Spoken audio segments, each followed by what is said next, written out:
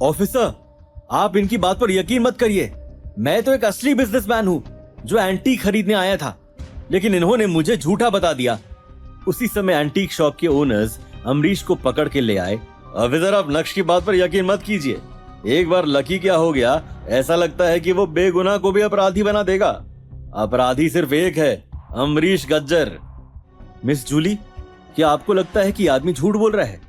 Miss Jully के पास भी react करने का समय नहीं था। उसे भी समझ नहीं आ रहा था कि क्या तन्मय उस मैटर में इन्वॉल्व है या फिर बेकसूर है। कि सभी लोग कह रहे हैं कि वो इस मैटर में इन्वॉल्व नहीं है, इसलिए उसे छोड़ना पड़ेगा। नक्श तन्मय को छोड़ने ही वाला था कि तभी अचानक तन्मय का चेहरा देखकर उसे कुछ अजीब सा महसूस हुआ। इतने जवान लड़के के चेहरे पर रिंकल्स कैसे हो सकते हैं? तुरंत ही नक्श ने तन्मय के चेहरे का मास्क फाड़ डाला। अगले ही पल तन्मय का असली चेहरा देखकर ऑफिसर अवंतिका की आंखें फटी की फटी रह गई और तुरंत ही उसने तन्मय का कॉलर पकड़ लिया। क्या आप इसे जानती हैं? बहुत अच्छे से। कुछ महीनों पहले हम काफी समय से उस केस पर इन्वेस्टिगेशन कर रहे थे, लेकिन हमारे हाथ में कोई सुराग नहीं मिल पाया। अब समझ में आया कि यहाँ खेल क्या चल रहा है। तो क्या ये दोनों वही लोग हैं? हाँ, ये दोनों वही हैं। तो ये चेहरा बदलने की टेक्निक का इस्तेमाल करते हुए पकड़ में नहीं आ रहे थे। ये बोलने के बाद ऑफिसर अवंतिका ने अमरीश के चेहरे का भी मास्क फाड़ डाला और सभी के सामने अमरीश का भी असली चेहरा सामने आया। इसी के साथ ऑफिसर अवंतिका ने अमरीश के असली चेहरे पर एक थप्पड़ भी लगा दिया था। नक्श, थैंक यू सो मच। तुमने इन दोनों क्रिमिनल्स को पकड़ने में पुलिस की बहुत मदद की है। तुम्हारा ये कंट्रीब्यूशन मुझे हमेशा याद रहेगा। नक्श ने मुस्कुराते हुए अपना हाथ हिलाया और वहां मौजूद एंटीक शॉप के ओनर्स को देखने लगा था। जो लोग तन्मय को बेकसूर बताकर उसका साथ दे रहे थे, शर्म के मारे अब किसी को कुछ भी बोलने की हिम्मत ही नहीं हो रही थी। थैंक यू नक्श, मुझे थैंक्स कहने की कोई जरूरत नहीं है। आज मेरे हाथों से तुम्हारी मदद होना लिखा था, बस हो गई। वैसे नक्श, जिस तरीके से तुमने आज सबके सामने उस जेड डायमंड के बारे में समझाया, उसे सुनकर मुझे ऐसा लगता है कि तुम्हें हीरे के बारे में पूरा नॉलेज है। क्या तुमने भी एंटीक अप्रेजर की पढ़ाई कर रखी है? कुछ समय पहले मेरी मुलाकात एक बूढ़े इंसान से हुई थी। उसने मुझे एंटीक्स की थोड़ी बहुत इन्फॉर्मेशन दी और वो आज बहुत काम आ रही है। कौन है वो बूढ़ा आदमी? क्या तुम उस आदमी को मेरे लिए ढूंढ सकते हो? I mean, वो रहते कहाँ हैं? क्या नाम है उनका? सॉरी मिस जूली, आपको ये जानकर अच्छा नहीं लगेगा, लेकिन बहुत समय से मैं उस बूढ़े आदमी से नहीं मिल पाया हूँ और मुझे ये भी नहीं पता है कि वो कहाँ रहते हैं। नक्श, क्या तुम मेरे लिए एक फेवर कर सकते हो? जी बताइए। क्या तुम देसाई एंटीक एम्पोरियम ज्वाइन करना चाहोगे?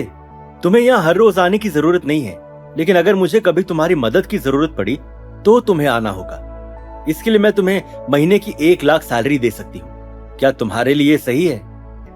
मुझे रोज काम पर भी नहीं आना है और उसके लिए 1 लाख महीना भी मिलेगा। भला ऐसे ऑफर को कोई कैसे ठुकरा सकता है? नक्श ने तुरंत ही मिस जूली के ऑफर को एक्सेप्ट कर लिया था। उसने मिस जूली को गुड बाय कहा। उस रात नक्श अपने स्टार विला लौटा, जो उसने कुछ दिन पहले ही खरीदा था। अगली सुबह जैसे ही नक्श ऑफिस पहुंचा, वैसे ही सेक्रेटरी नंदिता रिपोर्ट देने के लिए उसके कैबिन में आई। सर, आज शिवानी की उस सेलिब्रिटी शो का प्रीमियर है, जो हमारी कंपनी और जावेरी परिवार के साथ कोलैबोरेशन होने वाला है।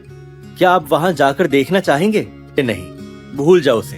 अगर मैं वहां गया तो शिवानी को बहुत प्रेशर फील होगा और इससे उसके परफॉर्मेंस पर असर पड़ेगा। कैबिन में ही ब्रॉडकास्ट करवाओ, मैं यहीं से देख लूंगा कि शिवानी के पैकेजिंग कॉन्ट्रैक्ट के पीछे जावेरी परिवार का हाथ है और ये सब कुछ अनिका ने ही किया है। और आज के इस प्रीमियर में अनिका भी वहां मौजूद होगी। तो ऐसे में अगर नक्श वहां पर गया तो अनिका के सामने उसकी असली आइडेंटिटी सामने आ जाएगी, जो वो अभी डिस्क्लोज नहीं करना चाहता था। समझ गए सर?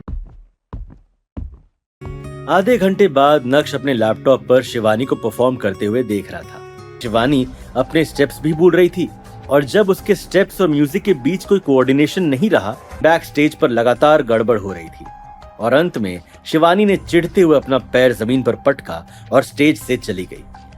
ये सब देखकर नक्श को बहुत गुस्सा आया। गुस्से में नक्श ने अपना हाथ जोर से टेबल पर मारा और सेक्रेटरी नंदिता को बुलाते हुए कहा, ये सब आखिर चल क्या रहा है? सर प्लीज आप गुस्सा मत होइए, मैं अभी अपने तरीके से इन्वेस्टिगेट करती हूँ। नंदिता थोड़ा साइड में गई और उसने किसी को कॉल किया। अचानक से जब नक्श का ध्यान टेबल पर गया, नक्श अपने हाथ को घूरने लगा उसने हाथ इतनी जोर से नहीं मारा था कि ग्लास टूट जाए। उसी समय सेक्रेटरी नंदिता ने कॉल कट किया। सर, मैंने इन्वेस्टिगेशन कर ली है। शिवानी की परफॉर्मेंस में 4 लोग और इन्वॉल्व थे जिनकी ड्यूटी बैक स्टेज पर थी।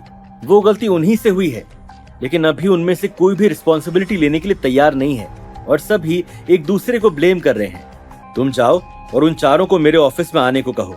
मैं खुद देखूंगा कि गलती किसकी है। जी सर। हेलो कार्तिक, यार मुझे तेरी एक हेल्प चाहिए। क्या तू अभी आ सकता है? हाँ, मैं ऑफिस में ही हूँ, अभी आजा। करीब 1 घंटे बाद वो 4 लोग जिन्हें नक्श ने ऑफिस में आने के लिए कहा था, वो भानुशाली ग्रुप पहुंच गए थे। जैसे ही वो सभी नक्श के कैबिन में घुसे, वैसे ही उनके सामने कार्तिक बैठा था, जिसके हाथ में सिगार था। कार्तिक के आजू बाजू ब्लैक सूट में उसके बॉडीगार्ड्स भी खड़े थे, जिन्होंने अपने चेहरे पर ब्लैक सन ग्लासेस लगाए हुए थे। नक्श का क्या प्लान था? क्या नक्श उस मास्टरमाइंड तक पहुंच पाएगा जिसकी वजह से आज शिवानी का प्रीमियर खराब हुआ? कौन होगा वो इंसान और उस इंसान से नक्श कैसे निपटेगा?